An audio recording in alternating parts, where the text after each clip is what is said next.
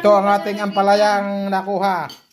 Susukatin natin kung gaano kahaba. Pakita mo sa ibabaw. Ayun, 18 inches ang haba ng ampalaya.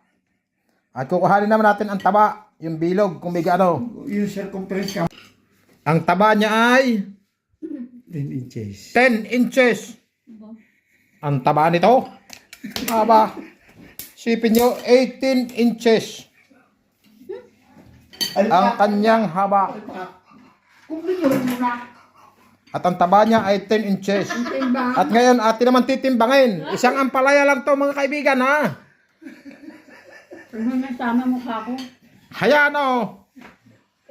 800 grams. Kinulang lang na kaunti sa 1 kilo. Isang ampalaya. Oh. Kita nyo naman yan. Sa cellphone lang ay kung tingnan ay maigsi. Pero ang pagkakahaba niyan mga kaibigan. At napakataba. Oh, habang may kumakain dahil pagod na pagod. Sabihin mo yung binay galing Pilipinas. Ang binhi nito ay galing Pilipinas. Dala ni Tio.